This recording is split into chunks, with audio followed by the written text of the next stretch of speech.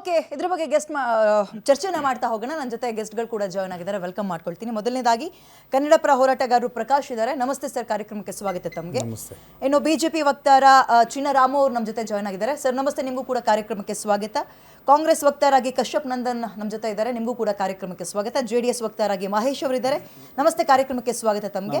ಇನ್ನು ಉಪನ್ಯಾಸಕರು ಲಕ್ಷ್ಮೀಕಾಂತ್ ನಮ್ಮ ಜೊತೆ ಜಾಯ್ನ್ ಆಗಿದ್ದಾರೆ ಸ್ಟುಡಿಯೋದಲ್ಲಿ. ನಮಸ್ತೆ ಸರ್, ಕಾರ್ಯಕ್ರಮಕ್ಕೆ ಸ್ವಾಗತ. ಮೊದಲನೇದಾಗಿ ನಾನು ಕಶ್ಯಪ್ ನಂದನ್ ಅವರ ಹತ್ರನೇ ರಿಯಾಕ್ಷನ್ ತಗೊಳ್ತೀನಿ. ಕನ್ನಡದವರು ಕನ್ನಡವನ್ನ ಓದೋಕೆ ಕೊಡ್ತಾ ಇರುವ ಈ ಸಮಸ್ಯೆ ಬಗ್ಗೆ ನಿಮ್ಮ ಅಭಿಪ್ರಾಯ ಏನು?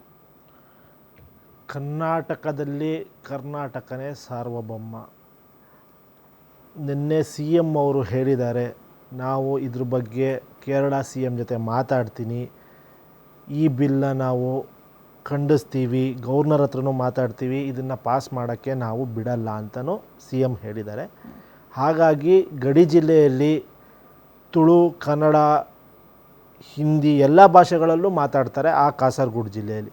ಹಾಗಾಗಿ ಅಲ್ಲಿರುವ ಮಕ್ಕಳಿಗೆ ಕನ್ನಡ ಮಾಧ್ಯಮದಲ್ಲಿ ಕಲಿಬೇಕು ಅನ್ನೋದು ಒಂದು ಅಪೇಕ್ಷೆ ಇರುತ್ತೆ. ಅದನ್ನು ಆ ಹಕ್ಕನ್ನು ಕೇರಳ ಸರ್ಕಾರ ಕಸಿದುಕೊಳ್ಳಲು ನಿಂತಿದೆ. ಅದಕ್ಕೆ ನಾವು ಬಿಡಲ್ಲ.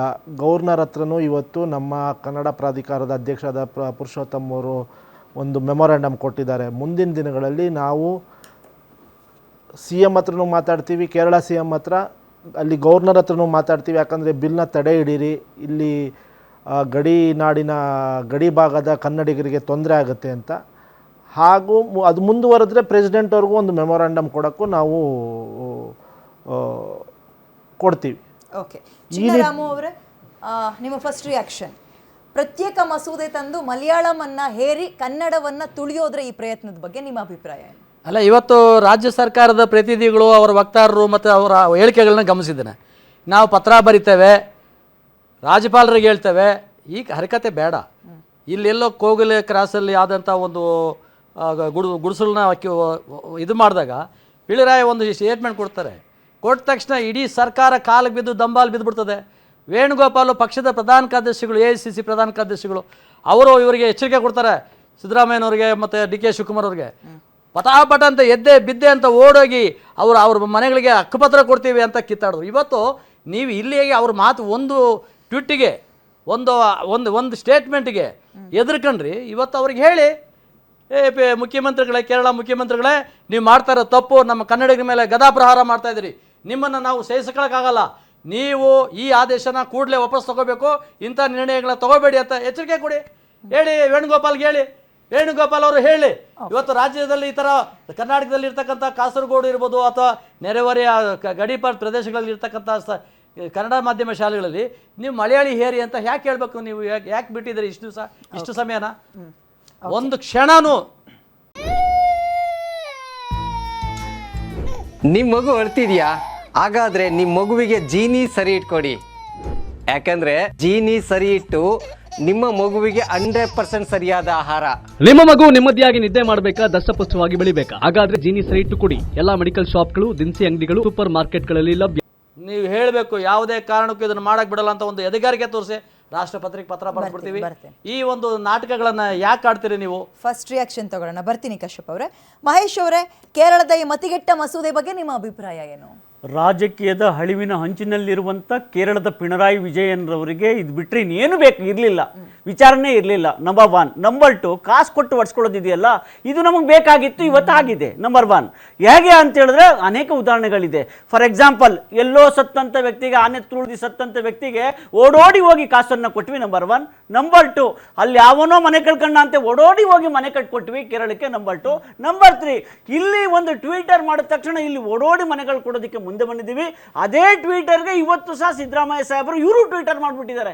ಯಾವ ಪಿಣರಾಯಿ ವಿಜಯನ್ ಟ್ವಿಟರ್ ಖಾತೆಯನ್ನು ಓಪನ್ ಮಾಡ್ಕೊಂಡು ಮಾಡಿದ್ರು, ಇವತ್ತು ನಮ್ಮ CM ಸಹ ಟ್ವಿಟರ್ ಅನ್ನು ಮಾಡಿದ್ರು.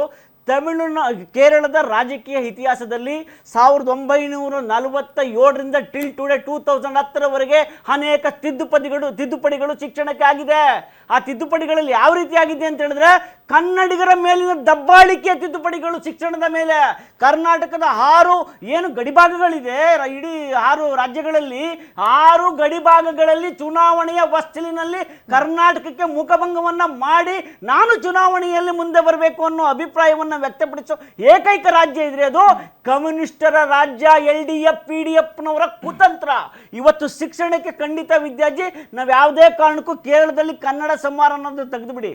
ಕನ್ನಡವಾದ ಸಂಹಾರವನ್ನ ಮಾಡೋದಿಕ್ಕೆ ಈ ರಾಷ್ಟ್ರದಲ್ಲಿ ಯಾವನು ಹುಟ್ಟಿಲ್ಲ, ಹುಟ್ಟೋದು ಇಲ್ಲ.